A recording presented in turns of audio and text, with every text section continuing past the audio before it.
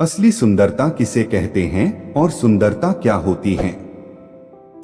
मित्रों, हर एक व्यक्ति यही चाहता है कि मैं ज्यादा से ज्यादा सुंदर दिखें, चाहे पुरुष हो या महिला।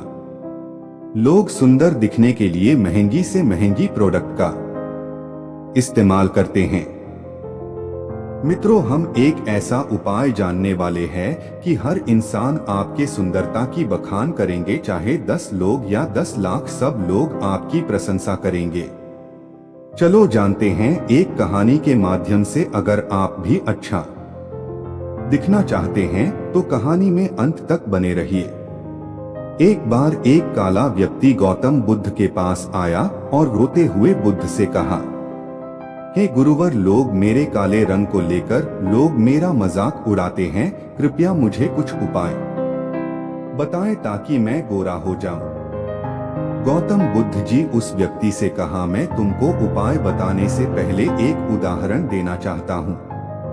एक राजा था। राजा को अपने सुंदर होने पर काफी गर्व था, जो समय के साथ घमंड में बदलता जा रहा था।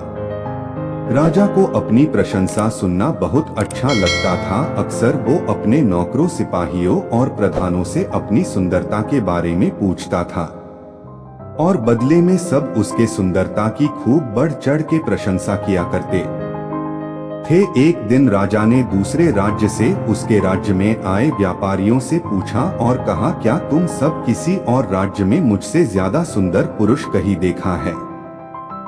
व्यापारी लोग इस बात को भली भांति जानते थे कि राजा को अपनी प्रशंसा सुनना कितना अच्छा लगता है।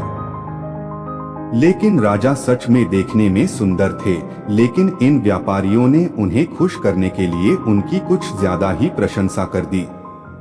व्यापारियों ने कहा कि उन्होंने अपने राज्य में तो क्या, किसी भी राज्य में उनके जितना ज्यादा सुंदर पुरुष कभी नहीं देखा। वह तो यहाँ तक कह गए कि शायद वह भगवान जितने सुंदर है। राजा अपनी इतनी ज्यादा प्रशंसा सुनकर खुश हो गया और अब वो हर व्यापारी से अपनी तारीफ सुनना चाहता था। एक बार उसके राज्य में एक संत आए। राजा ने संत को भी अपने दरबार में बुलाया और वही सवाल पूछा कि क्या आपने मुझसे ज्यादा सुंदर पुरुष कहीं देखा है?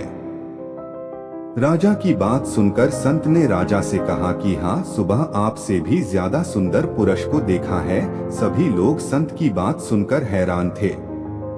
राजा ने संत से पूछा, कौन है वो पुरुष? संत ने कहा, सुबह मैंने आपको देखा था, तब आप उस समय ज्यादा सुंदर थे।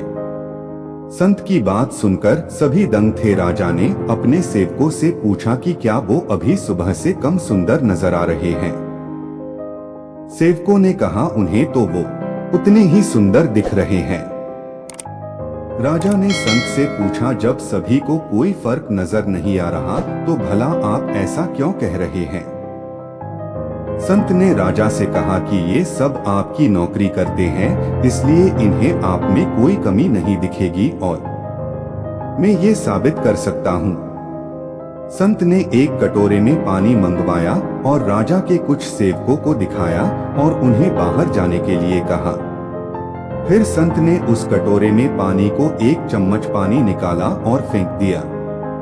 उन सेवकों को वापस अंदर बुलाया गया और संत ने उनसे पूछा कि क्या उन्हें इस कटोरे में कोई कमी नजर आ रही है? सभी सेवकों ने ठीक से देखा और बोले कि उन्हें उस कटोरे में कोई कमी नजर नहीं आ रही। इस उपाय ने राजा की आंखें खोल दी। राजा को ये समझ में आ गया कि वह उस वस्तु का आदी हो चुका है, उस वस्तु के नशे में फंस चुका है जो हर दिन कम होती जा रही है, यानी कि यह शरीर नाशवंत है। उस दिन के बाद राजा ने कभी आईना नहीं देखा और अविनाशी वस्तु की खोज में अपना जीवन बिताया। गौतम बुद्ध ने उस व्यक्ति से सुंदरता क्या होती है, हर किसी के लिए सुंदरता के मायने अलग अलग होते हैं। किसी के लिए बाहरी रूपरेखा सुंदर हो सकती है तो किसी के लिए अंदरूनी सद्भावना सुंदर हो सकता है। आजकल लोग अच्छे नाक नक्शे को सुंदरता का पैमाना मानते हैं, जो बिल्कुल गलत है। सुंदरता अच्छे स्वभाव, अच्छे विचार और अच्छे कर्मों से निर्धारित की जानी चाहिए। जिस व्यक्ति के अंदर ये गुण होते हैं वही सबसे सुंदर इंसान कहलाता है। बुद्ध की ये बात सुनकर वह समझ जाता है कि इंसान काले और गोरे रंग का कोई महत्व नहीं है।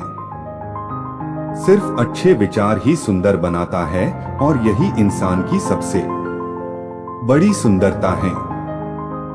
दोस्तों, यह अगर कहानी थोड़ा भी पसंद आई हो तो लाइक और कमेंट करें और चैनल को सब्सक्राइब नहीं किया है तो अपने कोमल भावनाओं के साथ सब्सक्राइब करें। धन्यवाद।